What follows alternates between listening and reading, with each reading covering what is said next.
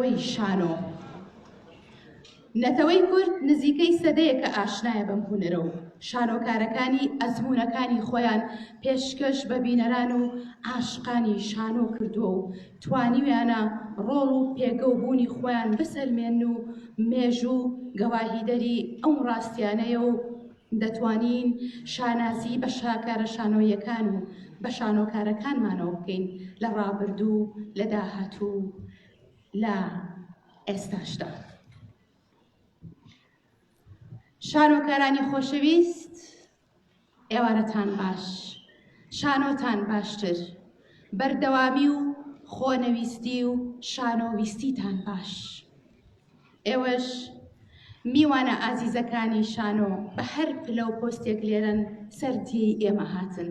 بەخێر بێن، پێکەوە یادی ڕۆژی جیهانی شانۆ دەکەینەوە. 27 لە تەواوی شانۆکارانی جیهان و کوردستان بە تایبەتی لە پایتەختی ڕۆشنبیری پیرۆز دەکەین. ئەوە خۆنەویستیەکانی ئێوەیە شانۆی تا ئێرە هێنا. ئێمە وەک بەشی هونەری شانۆ لە دوای کۆتایی هاتنی قۆناغی کەرەنتینە بە شانۆیی هیچم نییە بیشارمەوە کە یەکێک بوو لە کارە شانۆیە بەرز و جوانەکانی ئێمە دەستمان پێکردەوە. لە نمایشێکی تایبەت کا پێشکەشکرا بە کارمەندانی تەندروستی لە پای خزمەتەکانی ئەوان بە ئێستاشەوە، بەڕێز تایر عەبدوڵڵا وەک بەڕێوەبەری هونەری شانۆ لە هەمان ڕۆژی تایبەتی نمایشدا بەڵێنی دووبارە دەستپێکردنەوەی کارە شانۆیەکانیدا بەڵێ دەستمان پێکردەوە تا ئێرەمان هێنا. ئەوەش بە هەوڵ و ماندووبوونەکانی خودی شانۆکارەکانمانە، ئەوان کە نمایشێکی شانۆیی پێشکەش دەکەن چاوەڕێی هیچ بەرامبەرێک ناکەن تەنها و تەنها سەرکەوتنی کارەکەیان نەبێت. دەمانەوێت بە خێرهاتنێکی یەکجار تایبەت لە بینەرە ئازیزەکانمان بکەین. ئەوانن سەرمایەی ئێمە، ئەوانن پاڵپشتی ئێمە، ئەوە بینەرەکانمانن گوێ لە هیچ دۆخێک ناگرن بەم دۆخەی ئێستەشەوە کە دۆخی تەندروستی ناجێگیرە. بەڵام ئێوە ئێرەتان هەڵبژار، لەگەڵمانە هەمیشە لە کارە شانۆیەکان بەردەوام بوون و چاوەڕێشتان لێ ئەەکەین لەگەڵمانە بەردەوام بن. بە ڕۆحی پیرۆزی هەموو ئەو شانۆکارانەی بەداخەوە جێیان هێشتین، بە ڕۆحی پیرۆزی شەهیدانی نیشتیمان سمبولێکی پیرۆزی لە بیر نەکراوی ئێمن. بفەرمونون چەند ساتێک بە بێدەنگی ڕابوەستین.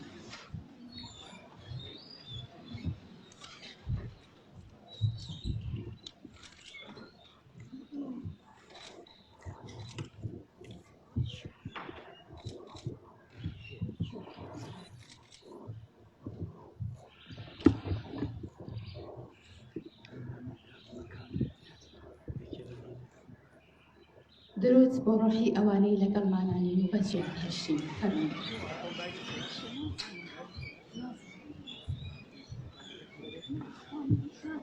من ئیش ناکەم.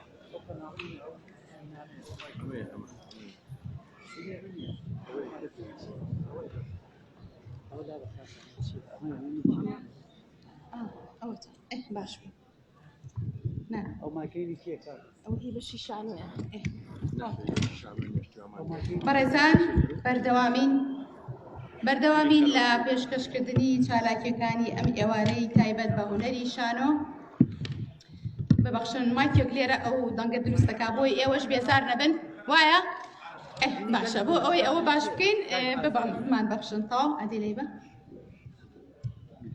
هەر پێچێ ئەو بیکوژێنیتەوە باشترە. ناخەری کەناڵەکە بۆی دوورەکەینەوە تاو. وەرزەم هی بەشی بەردەوامین بەڕێزان.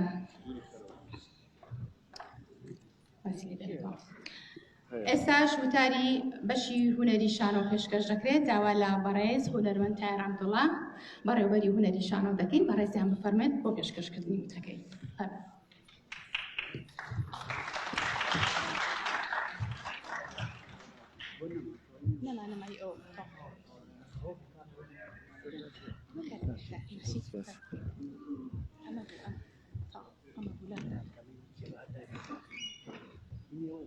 سڵاوتان لێبێ و ئەم کاتتان باش.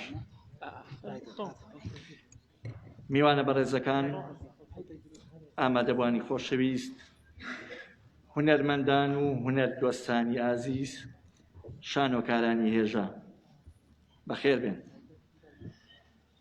بەخێر بێن بۆ مەراسیمی ڕۆژی جیهانی شانۆ.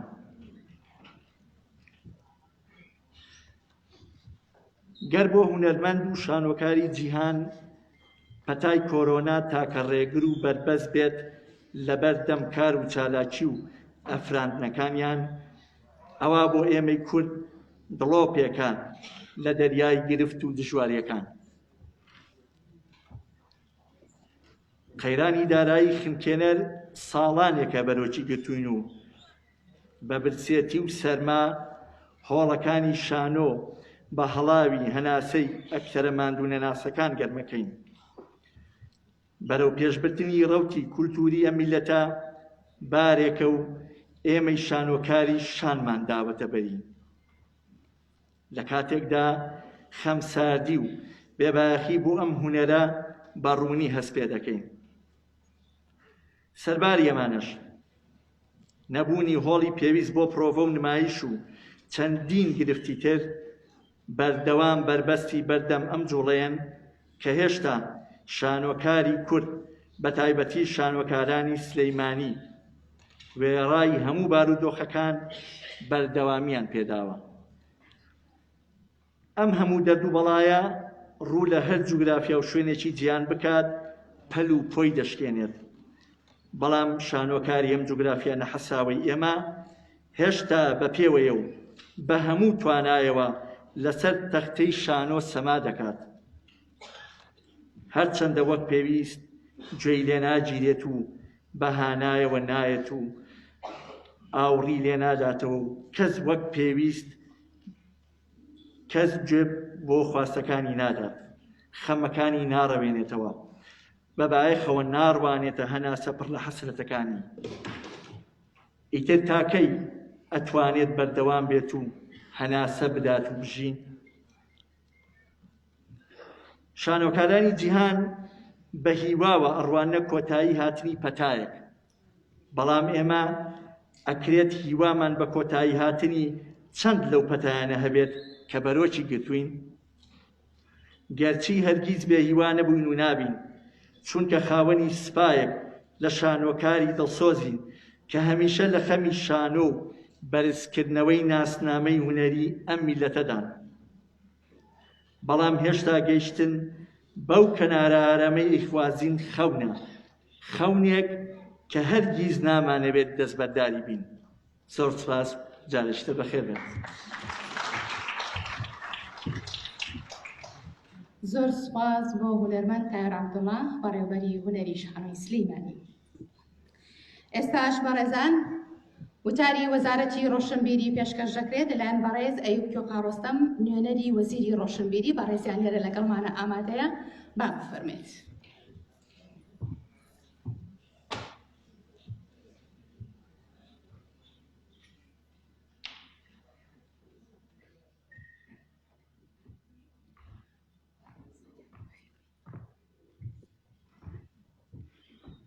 بەناوی خۆی بەخشندە و میهرەبان، ئامادەبوانی بەڕێز، خوشک و برانی خۆشەویست، شانۆکاران، هونەرمەندان، میوان عەزیزەکان، بەناوی وەزارەتی ڕۆشنبیری و لاوان گەرمترین و جوانترین بەخێراتنتان دەکەین.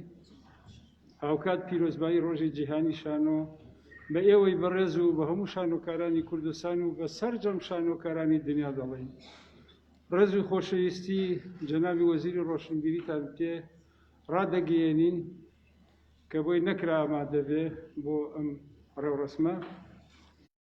ئەگەر چی لە ڕووی تئۆریەوە بەسترێت بە جەژنەکانی دارنووسا و نەتەوەی گریکەوە، بەڵام ئەوانەی کە لەبارەی ئەسنۆلۆژیا زیاتر قسەیان هەیە پێیان وایە ڕێگەکانی هونەری شانۆ دەگەڕێتەوە بۆ کۆمەڵەی سەرەتایی، بۆ ناو مەشاعەکان، بۆ ئەو کاتە ئۆردووە بەشەریەکان کاریان کردووە. دەڵێن دەرهێنەر مەسئولی ئۆردووەکە بوو و ئەکتەرەکان بەشدارەکان بوون و بینەرەکانی ژەوانە بوون هێشتا سەرەی کارکردنیان نەهاتووە. کەواتە سێ ڕێک لە ڕێگە سەرەکی لە ناو مەشاعی سەرەتاییە هەبووە بە پێی قۆناغە جیاوازەکانی مێژوو هونەر گەشەی کردووە چەندین ڕووگە و ڕێبازی بەخۆوە گرتووە کە هەر ڕووگە و ڕێبازێکیان موریدی خۆی هەبووە لە سەرانسەری دنیادا بە کوردستانی ئێمەشەوە هونەر ئەگەر لای ئێمە عێراق و کوردستان بە تەبی کوردی فارسی کوردی تورکی کوردی و دەکرێت لە ناو خودی ئەو سروتانەوە خوێندنەوەی جددی و ئەکادمی لەلایەن شارەزایان پسپۆران شانۆکارانەوە بکرێت جەژنی پیشەلارمان هەیە هەر هەموو ڕەگەزەکانی هونەری شانۆی تایە بە ڕەگەزە سەرەکیەکان ئەکتەر دەرهێنەر بینەر بەڕاستی و بە ڕەگەزە لاوەکیەکانیشەوە وەکو سینۆگرافیا و ئەکسسوار و گۆرانی و میوزیک و هەتا دوایی جەمی یارەسانەکانمان هەیە چەندین گەلکاری جوانمان هەن کە دەکرێت ئەوانە ببن بنەمای شانۆیەکی کوردی شانۆکارانی کوردستان لە هەموو بارودۆخەکانە بەڕاستی توانیویانە مەیدانەکە پۆشتە بکەنەوە بێژگە لەوەی کە شانۆی جوانیان پێشکەش کردووە بەشێک بوون لە ڕوحی مقاومەتی بەڕاستی ئەو بارەلارەی ملەتی کورد لە ڕووی خەبات و تێکۆشانەوە بە بابەتێکی معرفی و هونەری کەشانۆیە بەشداری تیا بکرێت وەکو وەزارەتی ڕۆشنبیری ئەمە چوار بەڕێوەبەراتی یا بەشی شانۆمان هەیە شانۆکاری زۆر جوانیتیان بە سەلیقە و بەتوانە هاوکات لە دەرەوەی ئەوانەش سەدان شانۆکاری بە سەلیقە و بەتوانە و جوانمان هەن بەڵام بەداخەوە دەستکورتی کەمبودی نەبوونی توانە وای کردووە هەندێک جار دەستی شانۆکارەکانی بەستووە ئەو بڕیارە ناڕەوایی کە کاتی خۆی درا بە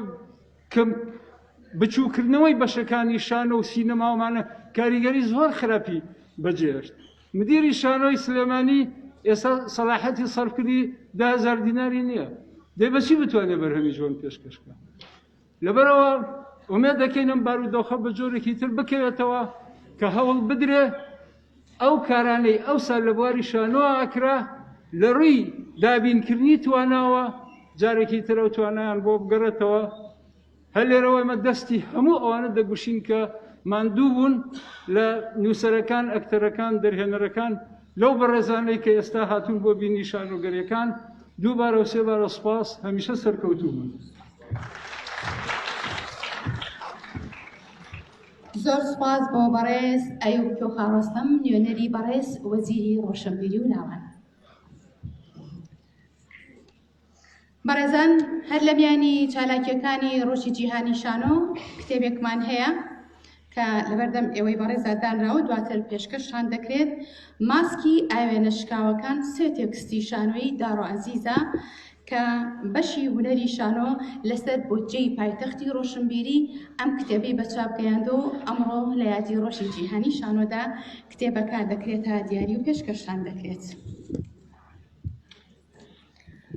وتاری ڕۆژی جیهانی شانۆمان هەیە کە ئەمساڵ لەلایەن خانمە ئەکتەرێکی بەریتانی هێڵین بێرینەوە نووسراوە ئێستاش لەلایەن کوردستان ڕەئوف فەرمانبەری بەشەکەمان بەشی هونەری شانۆ وتەکە دەخوێنرێتەوە با بەڕێزیان بفەرمێت.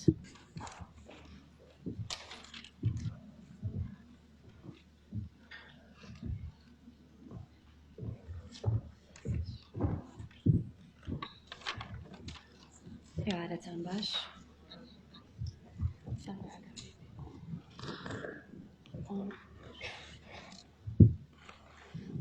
پەیامی ڕۆژی جیهانی شانۆ بە پێنووسی خانمە ئاکتەری بەریتانی هێلن میرین وەرگێڕانی دلێر ئەحمەد کاتێکی زۆر دژوار بوو بۆ هونەرە زیندووەکانی نواندن و چەندین هونەرمەند تەکنیکی و پیشەگەران و ژنان کۆششیان لە پێناو پیشەیەکدا کرد کە لە بنەڕەتەوە لێوان لێوە لە ناسەقامگیری لەوانەشە هەرە و ناسەقامگیریەی هەمیشە پەیوەست بۆ بەم پیشەیەوە هۆکاری ئەوە بێت کە هونەرمەندان بە زیرەکی و ئازایانە لەم پەتایە ڕزگاریان ببێت چونکە لەم بارودۆخە نوێیەدا هونەرمەندان خەیاڵی خۆیان بە چەندین ڕێگەی ئەفرێنەرانە و شادی بەخش و کاریگەر ئاراستە کرد تا بتوانن هەمیشە لەگەڵ جیهاندا لە پەیوەندیدا بن بۆ ئەوە تۆڕی ئینتەرنێت ڕۆڵێکی گەورەی بینی. جگە لەوەش ئێمەی مرۆڤ هەر لە سەرەتای دروستبوونەوە گێڕانەوەی چیرۆک وەک یەکێک لە ئامرازەکانی پەیوەندی نێوانمان بەکارەهێنین. هەر بۆیە تا ئێمە لێرە بین ڕۆشنبیری جوانی شان و ئەمێنێت و هەرگیز خواستی ئەفرێنەرانەی نووسەر و دیزاینەر و سەماکار و گۆرانی بێژ و ئاکتەر و میوزیسیان و دەرهێنەرەکان ناخنکێت. لە ئایندەیەکی نزیکیشدا بە وزەیەکی نوێ و تێگەیشتنێکی نوێوە لەو جیهانی هەمومان هاوبەشین تیایدا سەر لە نوێ ئەو خواستە چرۆ کاتەوە. زۆر تامەزرۆی ئەو کاتەشم. زۆر سپاس.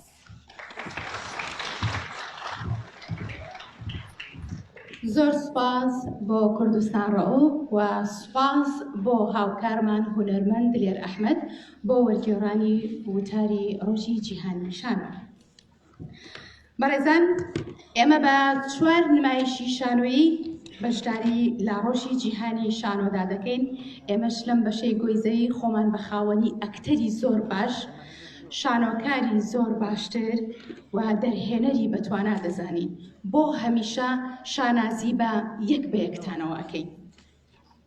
ئەمڕۆ شانۆیی بەڕێکەوت مردنی ئاناشستێک وەرگێڕانی سیروان مەحموود، دەرهێنانی ئاران بەهادین کە یەکەم ئەزموونی کاکە ئارانە پێشکەشتان دەکرێت.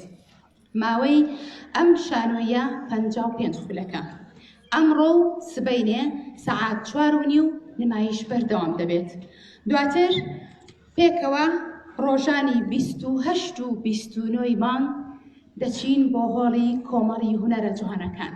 لەوێ نمایشی شانۆیی ڕەنگی باران پێشکەش دەکرێت لە نووسینی دڵشاد مستەفا، لە دەرهێنانی ئاشتی کەمال. سەعات 4:30 لە کۆمەڵی هونەرە جوانەکان بۆ ماوەی 2 ڕۆژ ڕەنگی باران بەردەوام دەبێت. هەروەها دواتر لە ڕۆژانی 29 و 30 دەچین بۆ هۆڵی تەوار بۆ بینینی شانۆیی تابوت. تابوت لە نووسینی ڤان کارۆخ لە دەرهێنانی جوتیار عەلی.